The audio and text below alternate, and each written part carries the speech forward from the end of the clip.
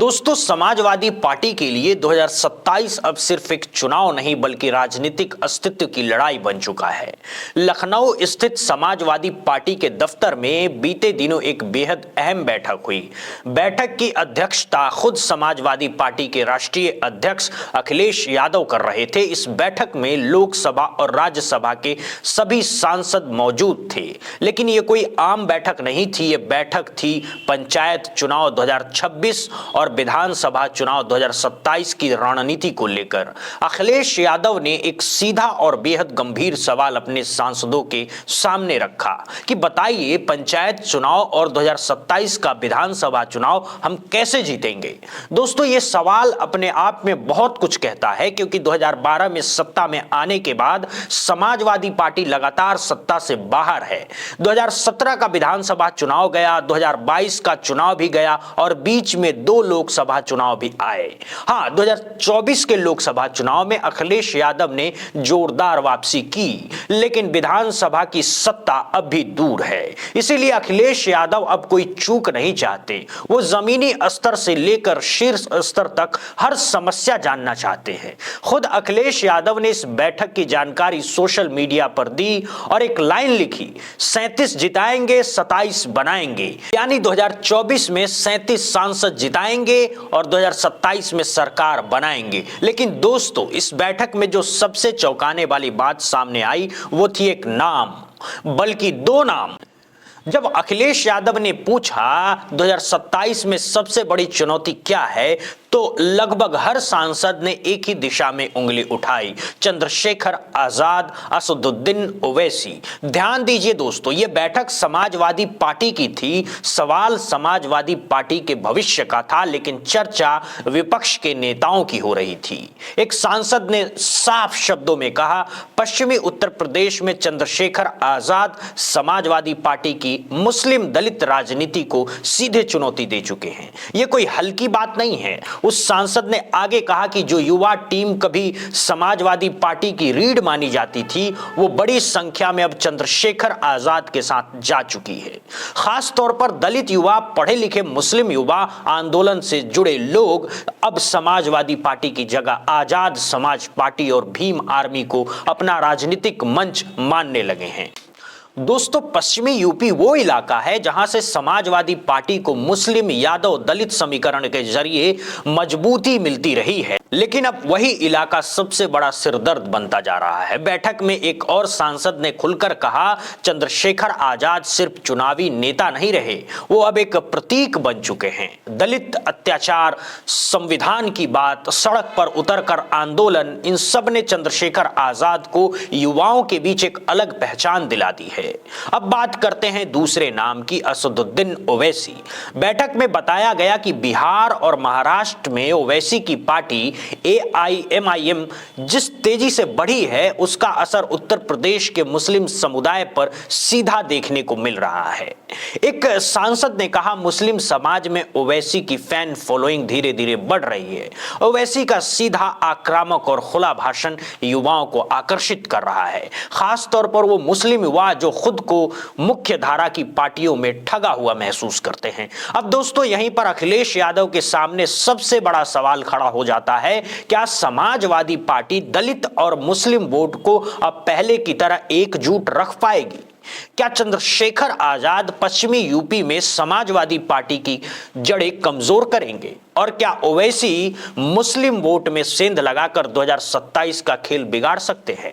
बैठक में कई सांसदों ने यह भी कहा कि अगर समय रहते ग्राउंड लेवल पर काम नहीं हुआ तो पंचायत चुनाव में ही पार्टी को बड़ा झटका लग सकता है, क्योंकि पंचायत चुनाव सीधे सीधे 2027 का सेमीफाइनल माने जाते हैं। अखिलेश यादव इस पूरी चर्चा को ध्यान से सुनते रहे। सूत्रों के मुताबिक अखिलेश यादव ने साफ कहा कि अब पार्टी को सिर्फ सोशल मीडिया नहीं, सड़क और गांव में भी उतरना होगा। युवाओं को जोड़ना होगा, दलित समाज से सीधा संवाद करना होगा और मुस्लिम समुदाय के मुद्दे पर खुलकर और मजबूती से बोलना होगा।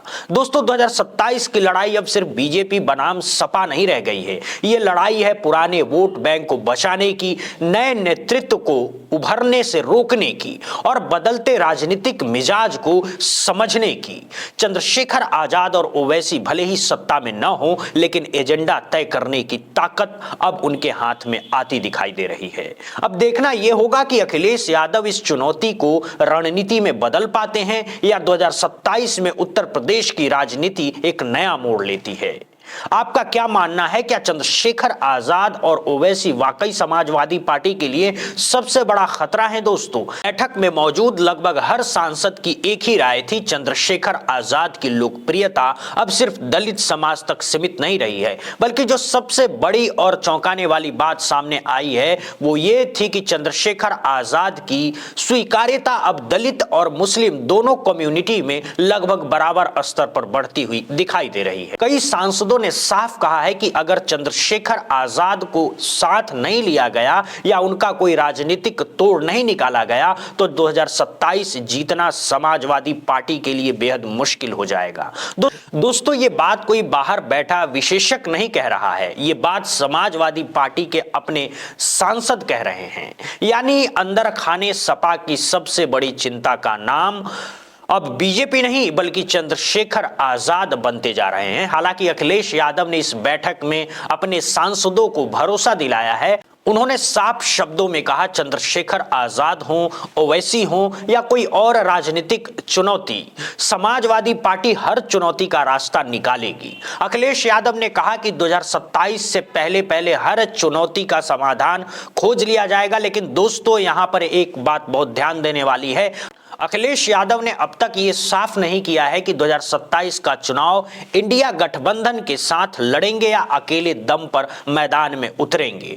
बैठक के अंदर अखिलेश यादव ने अपने सांसदों को पूरी रणनीति समझा दी, लेकिन जब सांसद बाहर आए तो मीडिया को सिर्फ इतना बताया गया कि 2027 की तैयारी शुरू हो चुकी है। खुद अखिलेश यादव ने भी मीडिया से यही कहा, 27 की तैयारी चल रही है। अब दोस्तों, राजनीति में कई बार जो बात नहीं कही जाती वही सबसे ज्यादा मायने रखती है। सूत्रों के मुताबिक इस बार अखिलेश यादव चंद्रशेखर आजाद को पूरी तरह नजरअंदाज करने के मूड में नहीं है। यानी ना उन्हें पूरी तरह लेने का ऐलान है और ना ही उन्हें पूरी तरह छोड़ने का फैसला। लेकिन इतना तय है कि चंद्रशेखर आजाद के बिना चुनाव लड़ना अब अखिलेश यादव के लिए आसान विकल्प नहीं रहा। और अगर आप पीछे जाकर देखें दोस्तों, तो राजनीति कितनी तेजी से बदलती है इसका सबसे बड़ा उदाहरण है 2022 का विधानसभा चुनाव। याद कीजिए, एक समय ऐसा था जब सिर्फ एक सीट के लिए चंद्रशेखर आजाद अखिलेश यादव के सामने लगातार प्रयास कर रहे थे, लेकिन उस वक्त अखिलेश यादव ने ना उन्हें मंच दिया,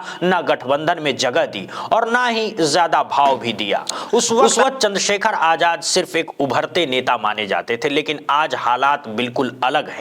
आज वही चंद्रशेखर आजाद समाजवादी पार्टी की बैठक में सबसे ज्यादा चर्चा का विषय है और यही बात आजाद समाज पार्टी के लिए सबसे बड़ी राजनीतिक जीत मानी जा रही है। दोस्तों, राजनीति में इससे बड़ा स्टेटस सिंबल और क्या हो सकता है। अब बात करते हैं चंद्रशेखर आजाद की अगली रणनीति की। 25 जनवरी से आजाद समाज पार्टी की लगातार बड़ी बैठक शुरू हो रही है। इन बैठकों में गठबंधन को मजबूत करने, पंचायत चुनाव की तैयारी और 2027 की दिशा तय करने पर खास फोकस रहेगा। चंद्रशेखर आजाद लगातार अलग अलग जिलों में मीटिंग करते हुए नजर आएंगे। मतलब साफ है दोस्तों, आजाद समाज पार्टी अब सिर्फ आंदोलन की राजनीति नहीं बल्कि सत्ता की राजनीति के लिए खुद को पूरी तरह तैयार कर रही है। अब सबसे बड़ा सवाल यही है, क्या अखिलेश यादव और चंद्रशेखर आजाद एक बार फिर करीब आएंगे? क्या 2027 में दोनों की दोस्ती सत्ता की चाबी बनेगी या फिर दोनों के बीच सीधी राजनीतिक तनातनी देखने को मिलती रहेगी? क्योंकि अगर दलित वोट और मुस्लिम वोट दोनों में बंटवारा हुआ तो इसका सीधा फायदा बीजेपी को मिलेगा और यही वो बात है जो अखिलेश यादव सबसे ज्यादा समझते हैं। इसीलिए माना जा रहा है कि 2027 से पहले उत्तर प्रदेश की राजनीति में कई बड़े राजनीतिक फैसले देखने को मिलेंगे। दोस्तों, आज की तारीख में चंद्रशेखर आजाद अब सिर्फ एक नेता नहीं रहे, वो एक फैक्टर हैं, वो एक मजबूरी हैं और शायद किसी के लिए एक अवसर भी।